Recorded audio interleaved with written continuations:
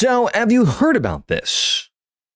You got another mob of radical weirdos who essentially are trying to take over territory of the United States. Check this crap out.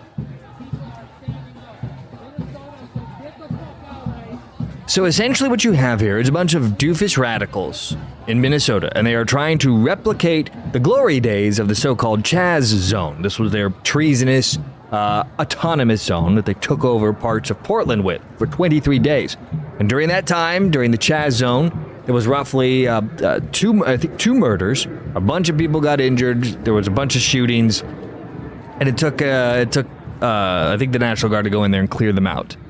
So all this happened back during Trump's first term, and so they're trying to do it again. Now, these paid radicals are trying to attempt to thwart ICE by taking over parts of Minnesota and make them a federal government-free zone. So they're trying to do a little bit of secession to wet their whistle, and it's just good that it didn't happen on January 6th, or the Democrat Party might have tried to condemn this action, which I'm, of course, kidding.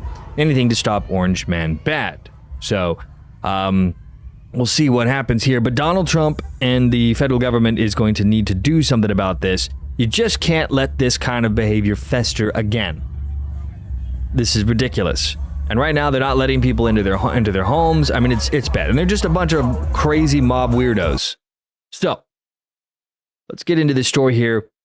Abolish ICE radical weirdos set up new Minneapolis autonomous zone just blocks away from the George Floyd Square. The zone was set up in the area of 34th East and Portland Avenue in Minneapolis, just a few blocks away from the infamous George Floyd Square. This is written by Thomas Stevenson.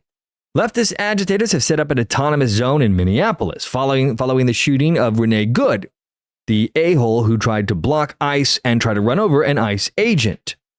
And then she was promptly shot, which, you don't try to run over cops and expect to walk out the other side. Now, the zone appeared to be similar to the infamous autonomous zone in Seattle that was constructed in the wake of George Floyd's death. The so-called autonomous zone had made walls from the various materials as well as signs that said slogans such as F ICE and similar messages. Others said, "Rest in peace, Renee Good." The zone spanned several blocks in Minneapolis, and residents of the city are barred from driving through the area. Again, highly illegal, and something needs to be done about this right away. You cannot allow these treasonous secessionists to be able to take over parts of the country. We're not some third world hellhole where this kind of stuff happens all the time. Now, one of the main differences between the Seattle CHAZ, or CHOP zone as it was originally called, and the one in Minnesota is that Seattle took place in the summertime. The agitators in the zone in Minnesota have decided to set up shop in the middle of the winter, where cold weather is a real danger to life in the elements. Good. I hope a bunch of them get some frostbite. I wouldn't feel bad about that at all. Now, the zone was set up in a suburban neighborhood, preventing residents from accessing their homes. Where are the cops? Along with the barricades. And where's Tim Walz, Dancing Tim? Why isn't he out there condemning this and ending it? Where's your National Guard, Timmy?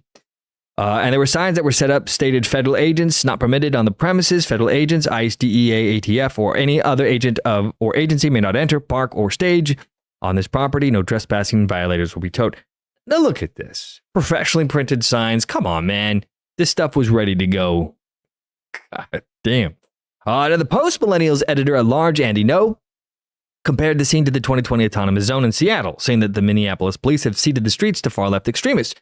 And again, when you have no law and order, I don't ever want to hear a leftist talk about gun control ever again. This last decade has shown that, you're on your own when something actually bad happens. So, goodbye Second Amendment restrictions is what I say.